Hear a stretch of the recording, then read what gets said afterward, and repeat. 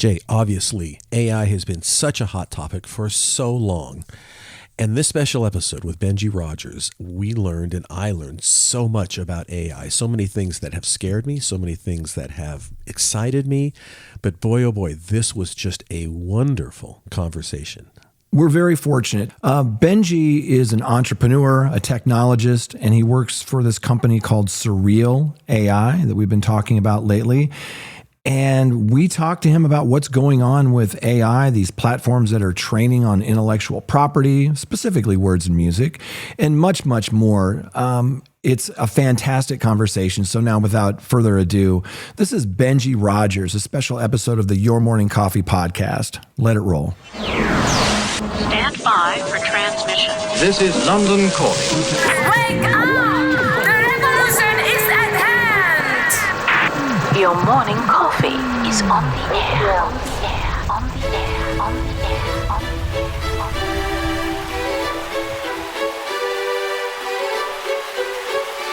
Standing by.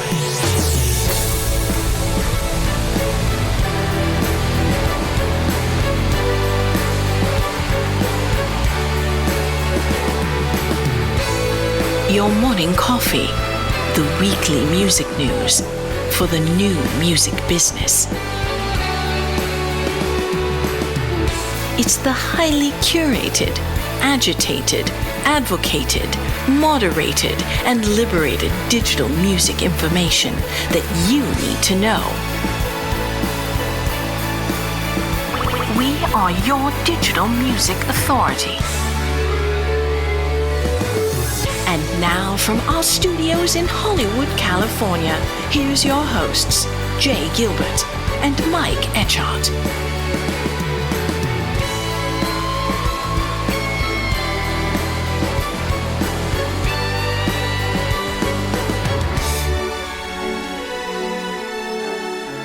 Benji Rogers, thank you so much for joining us today. So good to see you. Good to see you too. Thanks for having me. For someone with no prior knowledge, bring us up to speed on what's happening right now with AI platforms using and training on intellectual properties, specifically words and music. Well, you want to start with the big question, huh? What's happening in AI? Yeah. Okay, so the way I think of this is the music industry is currently experiencing the largest, most seismic change that it's probably ever experienced. And that sounds like a lot of sort of inflated words, but the way I've best described it is if you think about what MP3 did to the overall size of the music industry from about, let's say, 99 to 2003, right, from which it is still not recovered, adjusted for inflation, somewhere like 40% down. Yep.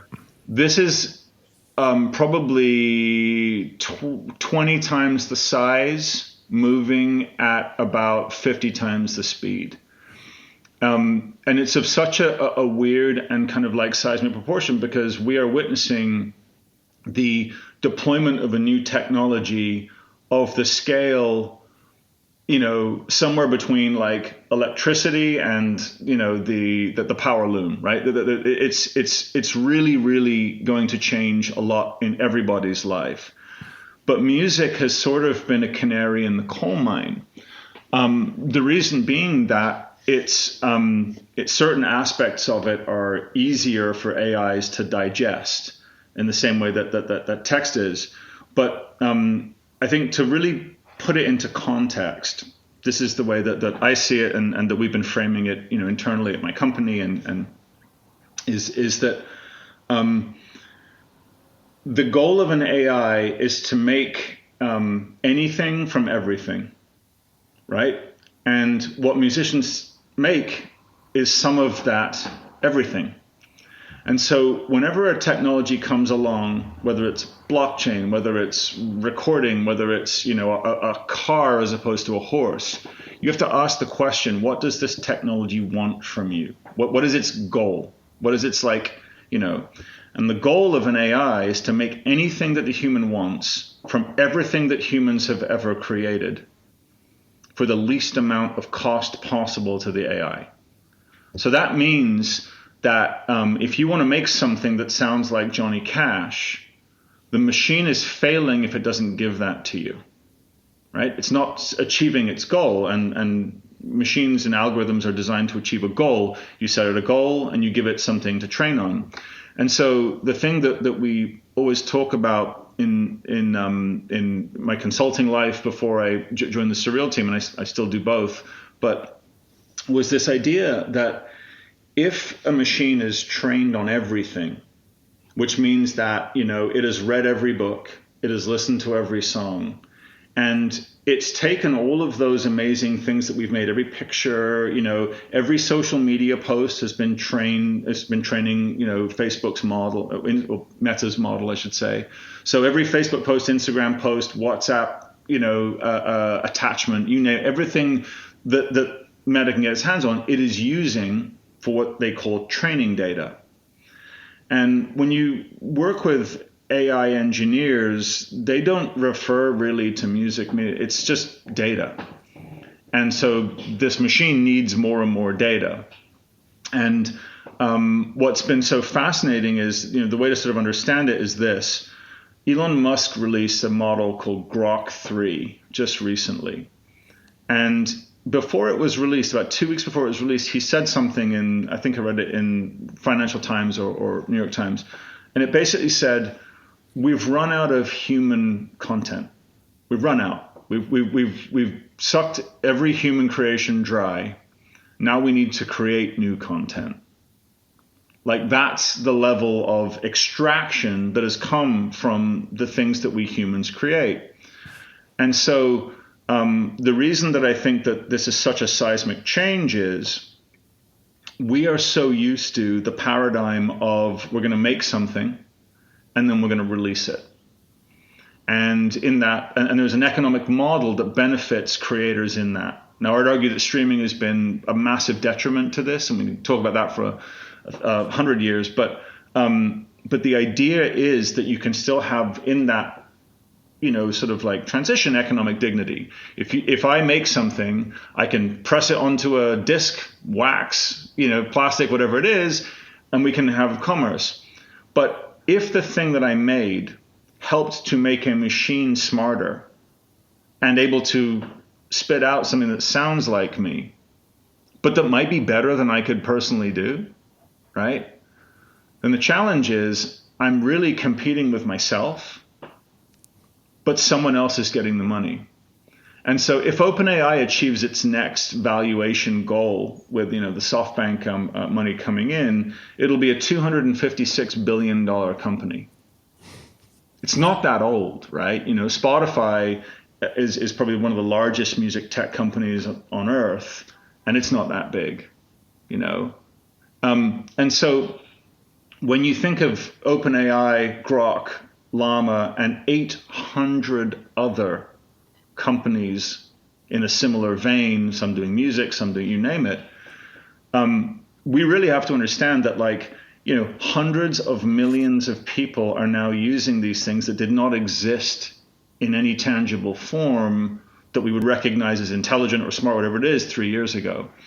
And so because of the speed of development and how fast things change, if the music industry doesn't move quickly to protect itself against the downsides of this, then all the economics will transfer to the AI companies, which are, Google effectively, largest one, Microsoft, OpenAI, Grok 3, literally so if someone is in the presidential orbit running a new model that, again, and some of them they're not all music based, some of them are just text based, some of them are all kinds. However, if you've ever written a lyric, that lyric has been extracted from a YouTube video, from a Reddit post, from somewhere, and used to make what the text output is better.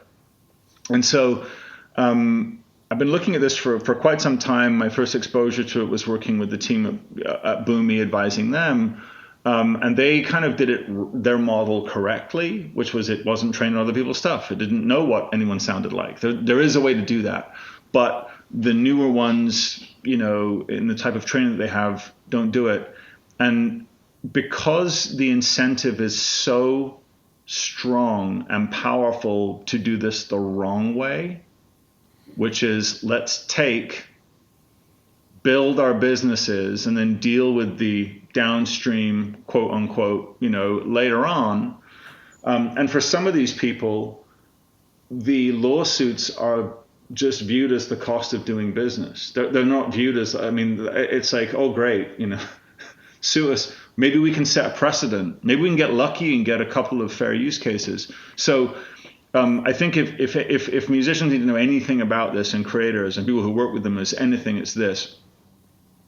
Inaction, personal inaction, is probably the most dangerous thing you can do, because what you're doing is you're submitting to that model and waiting for the major labels and major publishers before you act, right? Because they have different economic incentives. They can pull different things from these companies than you can as an individual creator, is basically suicide, because there's a high probability that the major labels and major publishers might get this wrong. And we can talk about how they could get it wrong and what that might mean. But I view this in one sense as the greatest economic opportunity most songwriters and creators, artists will ever see. But it's theirs to lose probably this year and probably in the next 6 to 12 months.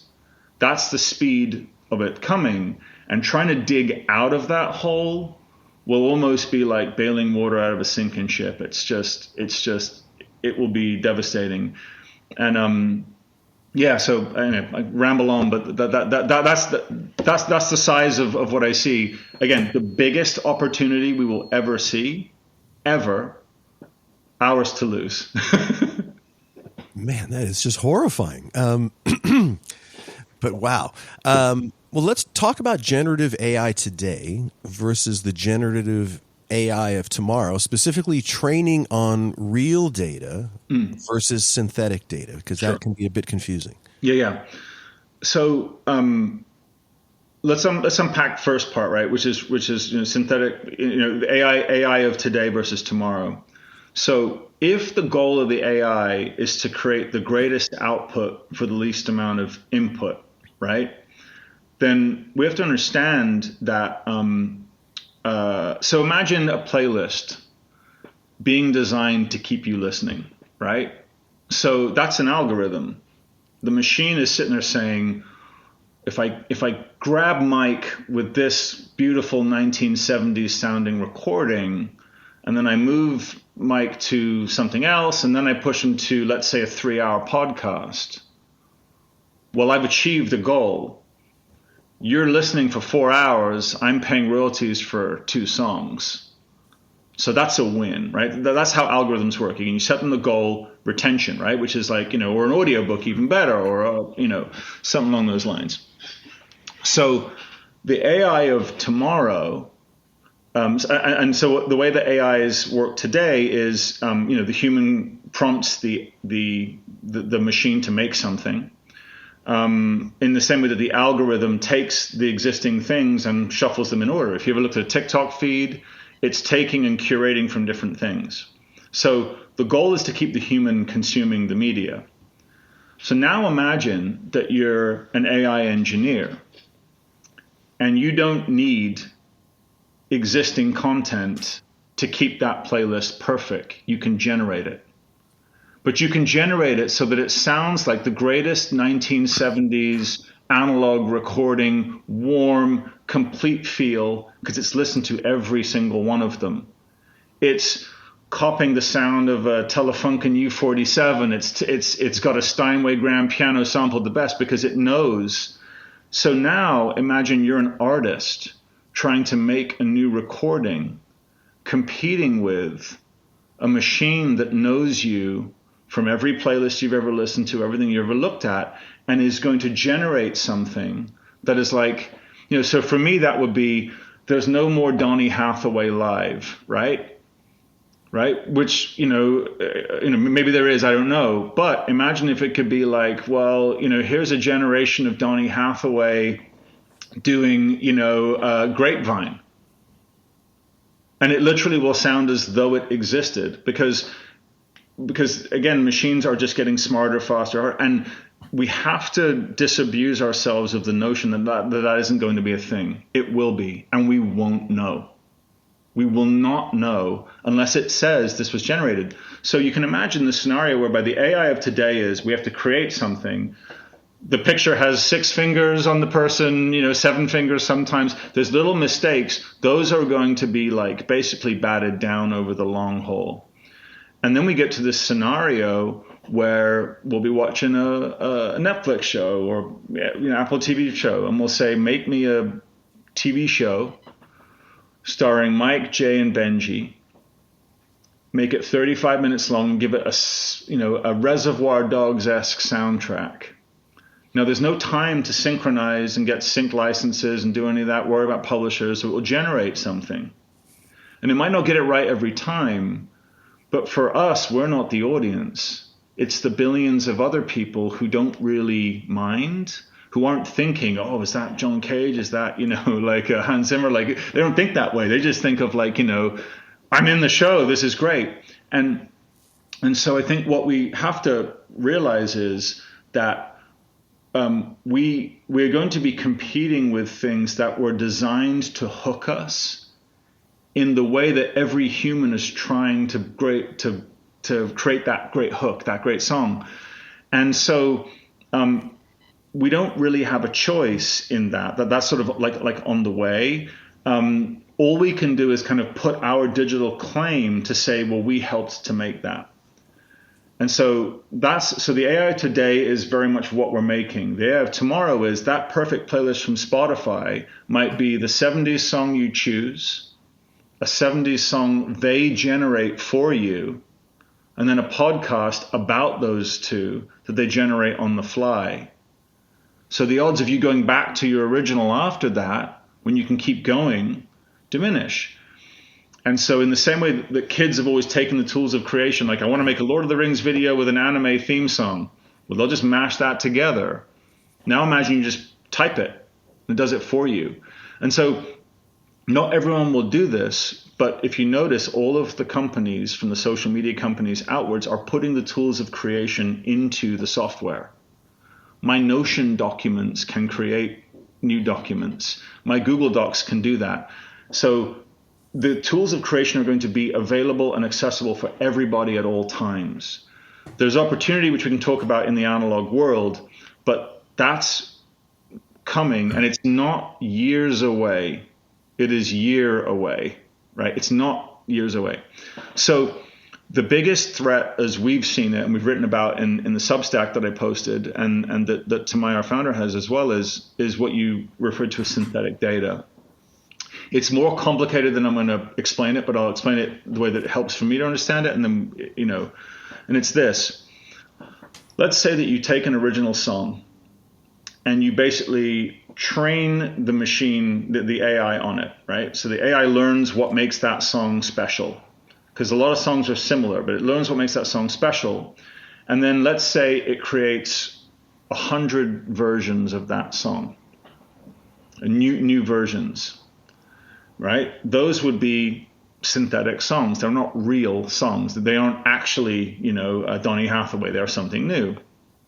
Well, if you delete the original because you don't need it anymore, right? And you just train it on the new ones, that's synthetic data. So it's this idea of like, if you ask one of the audio AIs, make me a song that sounds like Taylor Swift, it'll say, I can't do that. But now imagine you say, well, make me something that sounds like Taylor Swift. And it says, okay, we didn't use her original work. We used synthetic versions, which have nothing to do with her.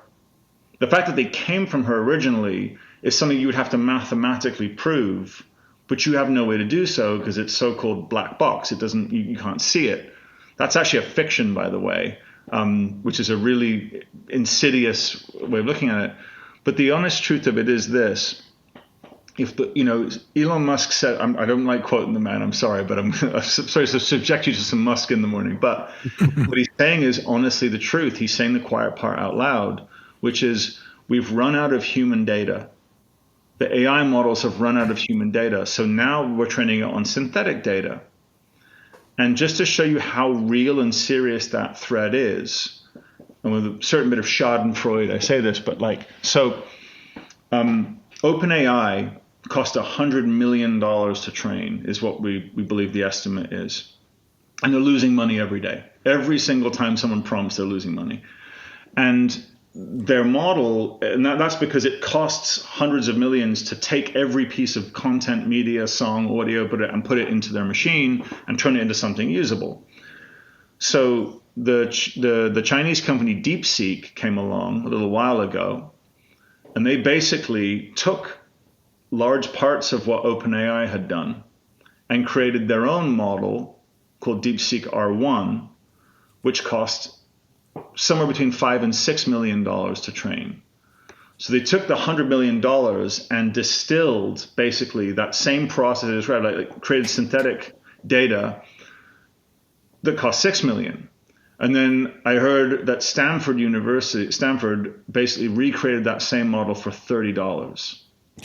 And so there was a great thing where everyone was like, "Oh, Sam Altman, it must feel awful to have your stuff like stolen from you and used to make something that you didn't allow." Hey, yeah, how can you complain? Because that's what you did to New York Times and Sarah Silverman, all of those things that happened before, which I think it's really important that we kind of like understand that. And so what that looks like is Grok 3, the new Elon Musk model, was trained again using this synthetic distilled data. It's not using just the original stuff. And so the danger becomes this. If you were a bad actor, what you might do is take the training set of all recorded music, create synthetic versions, and just sell those to AI companies to use. Or if you're the AI company, you're just sitting there trying to make this synthetic data work. And for a long while, it didn't work. What would happen is if you took fake Taylor Swift songs and tried to make new ones, the model would collapse. It started to make like really weird stuff. But that's just, again, like, hundreds of millions of dollars of engineering talent to solve that problem. So whilst it's not 100% solved yet, if you were to make a bet, are they more likely to solve that problem in the next year than to not solve it? Because once that's solved, what you can do is you can take the original thing that was there, use these extrapolations, these new synthetic versions, and as long as you've deleted the original, well, we didn't take from you. Because it's not taking the song, it's taking what the song looks like to a machine. And what we have to realize, I was thinking back to when I was working on the blockchain project, Verify Media, back in 2016, I kept saying, like, music is going to become data. What I meant by that was, the idea of a WAV file and an ISRC and an ISWC code, like, it's ancient, right? WAV files are from the 80s, MP3s from the 90s. You have to go backwards to use this stuff and then bring it forward into the future. But when songs become code, then they can turn into different things, and they can ultimately be incredibly powerful economically for creators. The challenge is that what AI has done is turned our literal songs into code. But we don't control it. Creators don't control it. And so what we have to do is claim what our songs look like as code so that we can show machines, this is the only place you can get my media. You cannot take it from anywhere else. But if I'm an AI company and someone writes a petition saying don't use my songs, what are your songs? I don't know what those are. Well, I'll send you a list of them. I don't know what those song titles are. Meaningless to me, because AIs don't take a rock song to make a rock song, a pop song. It doesn't work that way at all. It unwinds equally from every weird element of a song you could think of. A bit of metal goes in to create a bit of like funk, a bit of pop going. It's inhuman. It doesn't think like a human does. And so the biggest thing in working with AI and with AI engineers, which I'm privileged to do, is you have to remove that part of your brain that thinks analog and human and think, how would an alien intelligence view its goal? Which, again, I want to give the human what they want at the least cost to me and at the least, legal peril. And that human is more important to me than where I got the information from. And it landed basically last year properly, like it fully landed, like, the alien invasion began. And we're just now trying to understand it. But again, to not act, to allow this to go on, to send petitions and not use technology is like, if we don't stick this landing, we've only ourselves to blame, and this is the moment we can really harness and capture it, and I hope that we do. Well, that leads us beautifully into the next question, which is, how does Sureel approach music AI protection and monetization? Yeah. So Sureel was founded by Tamai, who is he's this really wonderful, rare combination of he's incredibly technical, but his family is all musical and creative. So when he was first he does what's called explainable AI, which is how does the machine get to what it does. And he used to like he was into robotics, so he did that. He taught at Stanford. He's one of these genius guys, but also very humble and really nice. And when we were working with him, first of all, advising him as consultants, I became really struck by the fact that he could be making millions working for one of the AI companies, but chose to basically, because his entire family were like, well, listen, you're taking our art away. What you're doing is plundering us, and where this leads. And he was like, you're right. Like, he had humility enough to say, I'm smart enough to know how AIs work, but I'm also smart enough to realize that there's a right way and a wrong way. And, whenever you're looking to work with people in the music, you always have to find who's doing this for the right reason. And someone who gives up a lot of economic gain to do the right thing is always, there's something honorable in that, right? And so what he did was he basically asked, what would I do if I were a bad actor? And he described that synthetic data version, because that way you can clear all of the hurdles for yourself. And so realizing that was the goal, he said, what if we used the exact same training methodology that an AI company would use on an artist's music, but instead of owning it for ourselves, we gave it to the artist. So basically, when you put your music into Sureel, which I did on November 7th, I dropped my my albums into the system, and it basically broke my songs down in the exact way that OpenAI would, or Suno or Udio would, and it put them behind APIs, which is the wall in which computers talk to each other, and basically sent out notifications to all the AI companies saying, as of this day and at this time, this is the only legitimate place you can access Benji's music, and he's opted in. Now, I also have the option to opt out, which means if you find this music in your data set, disregard it. Do not train on it.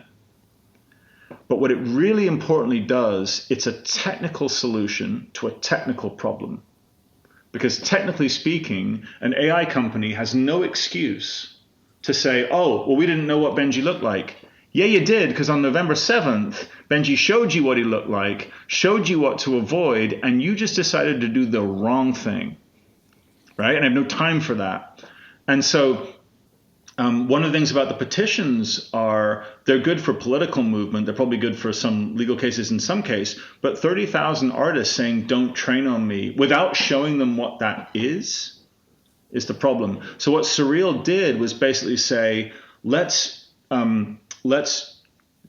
run the training process and put that data in the hands of the creators, and then let them license it so that, and it does two things. The first thing it does is it let's say that you're a rights holder, you're an independent label, and you make a deal with Suno or Udio. The deal looks like this: you can train on my stuff, but this is how I want to get paid, and I want full attribution. I want full credit.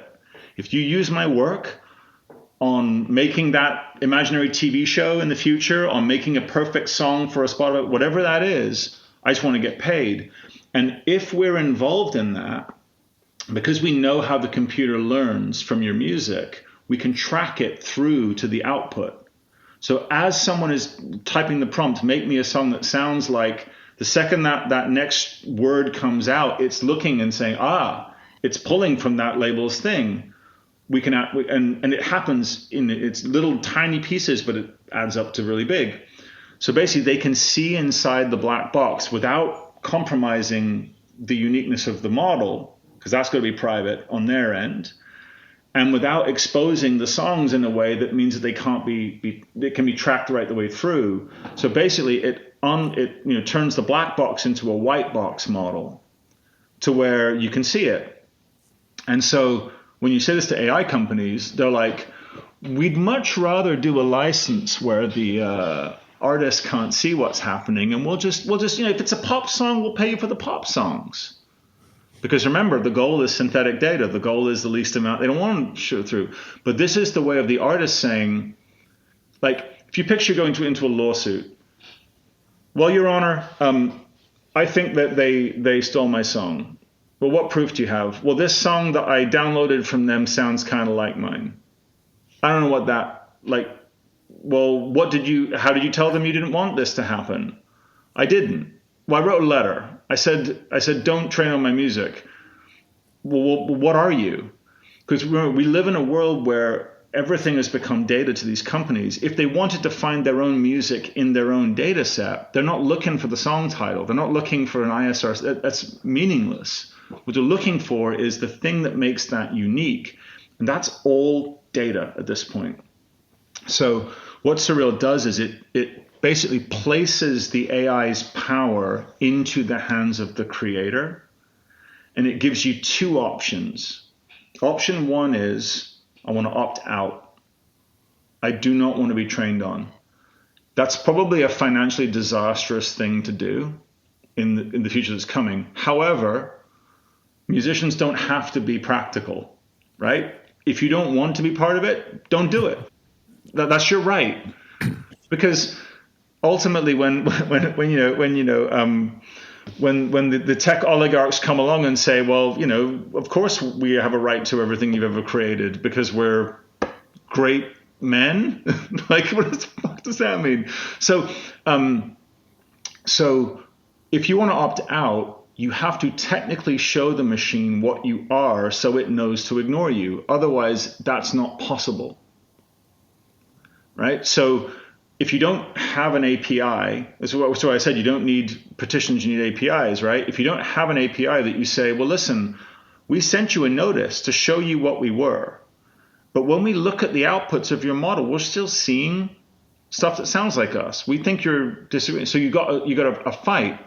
More than that, when you go to court, God forbid it gets there, you get to say, well, look, as of November 7th of last year, Benji showed you what his data looked like if I had opted out, so don't train on it. But when we looked at your outputs, we're seeing similarities mathematically, so I think you did.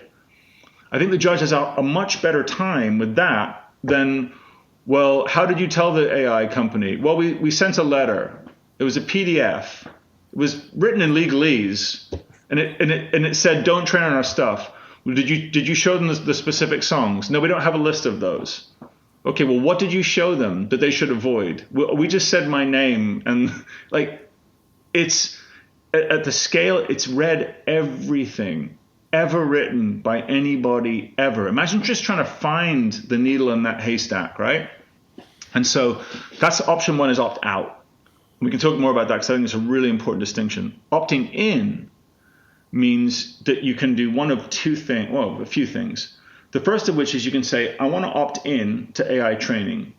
And so my label, my publisher, my PRO, maybe my manager can basically cut a deal with the AI company based on attribution, which basically means if you're pulling from the thing that makes my sound recording special, I want credit for it. And that can be money. So CISAC, the French CMO, they estimated that generative AI music will be worth $16 billion a year by 2028 and a $42 billion market cap by 2030. So if we opt out of that, we're missing part of that 16 billion a year. So we need to figure out how we opt in a way that gives us economic dignity.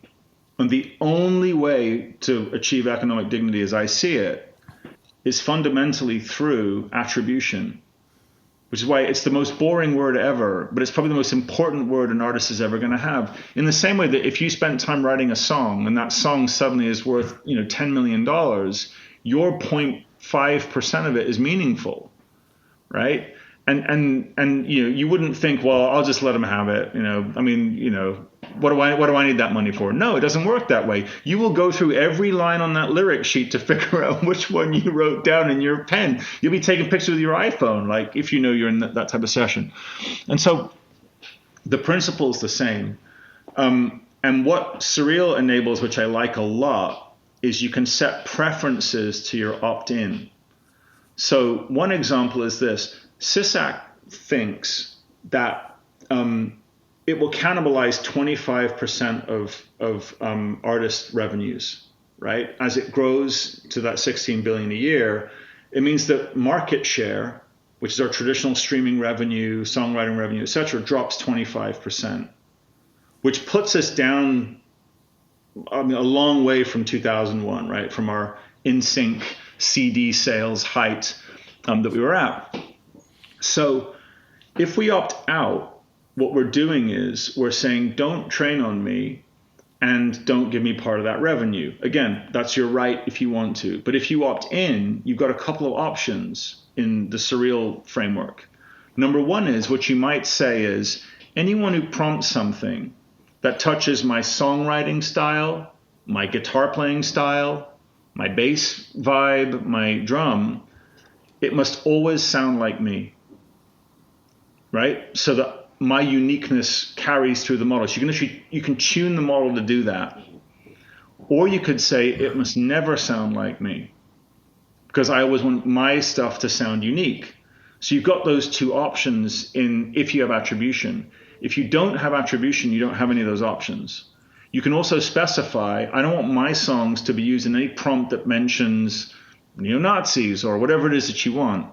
And so it's this ultimate thing whereby you could say, it's like being able to say, I don't want to be in a playlist organized by certain people, right? If that's what you wanted. I don't want to be, and it's ultimately giving granular control over your own songs.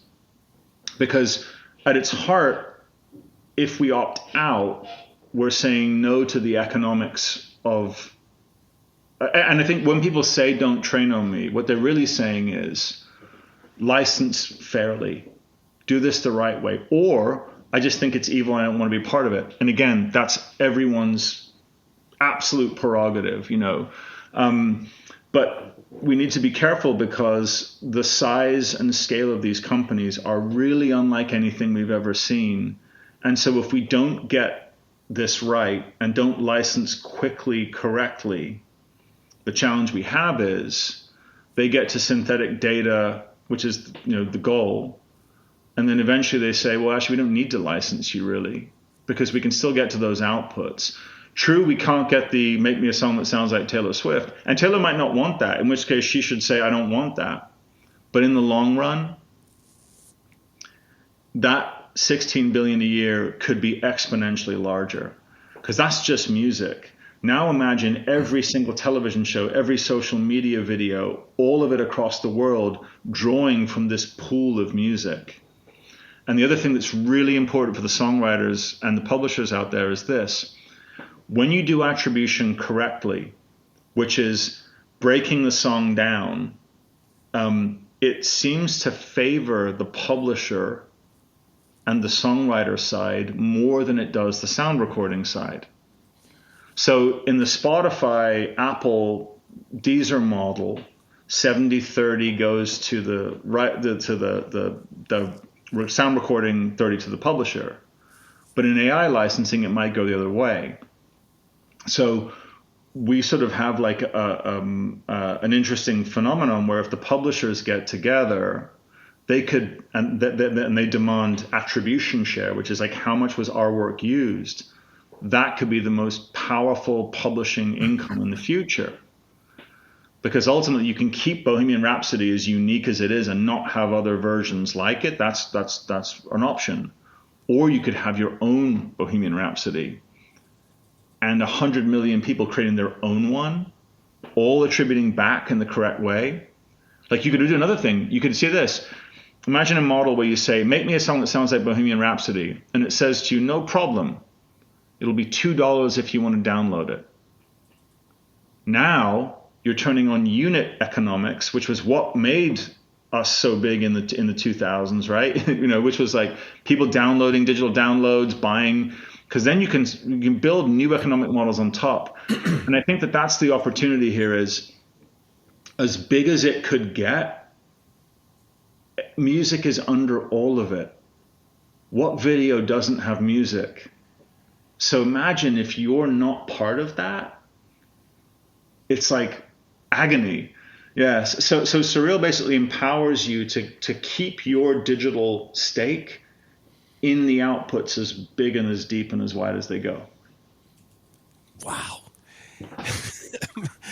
My head is spinning, Benji. It really, really is. But it's, I mean, the repercussions are so enormous and the opportunities are enormous. But it is scary, or it has a potential to be very scary. Wow. It's exciting too. I mean, we're seeing around the corner a little bit of where this can go. Benji, where can our listeners learn more about you and Sureel? Sure. Yeah. I'm not on social media anymore. I got out of that dog and pony show 6 years ago. So you can find me on LinkedIn. It's Sureel, SUREEL.ai. I'm sure we can link to it here. And just hit me up. I will say this as well. I put the first 100 songs are free, so you can just basically sign up. You'll get an approval because a lot of AI companies are trying to hack us, obviously. So we get like all kinds of, we had to like gate it a little bit. But basically the first 100 tracks are free. You can just drop them on and then you get a notification when when it's complete. And then that sends out all the notices to the AI companies. You can opt in or opt out. But here's what I'd say is there's absolutely no downside to protecting your work. None. And if you have a very large catalog, there's a cost to it because we literally have to like train, what costs OpenAI $100 million?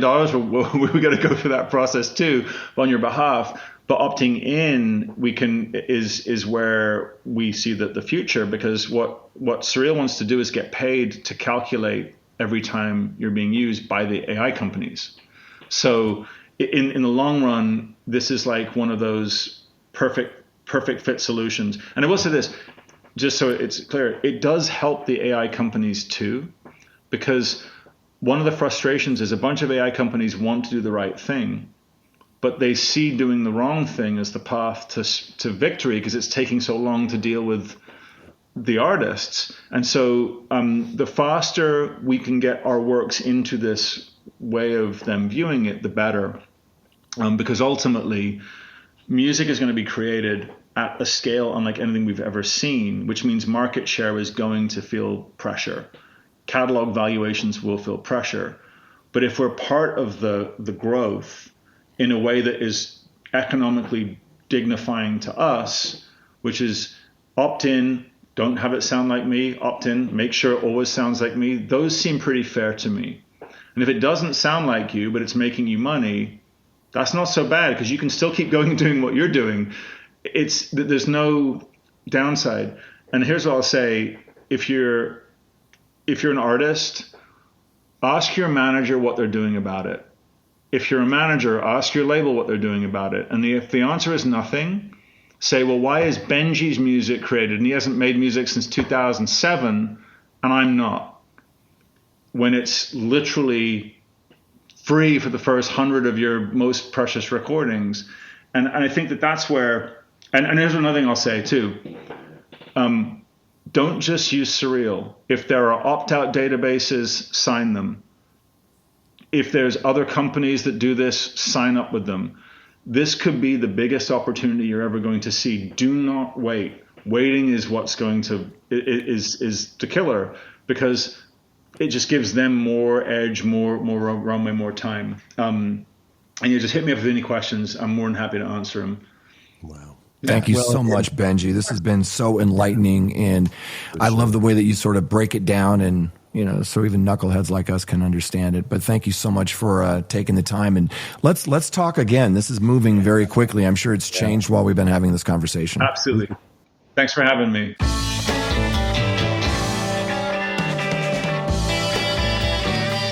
You've been listening to Your Morning Coffee, the weekly music news program for the new music business. Join Jay Gilbert and Mike Etchart next time for the digital music news you need to know.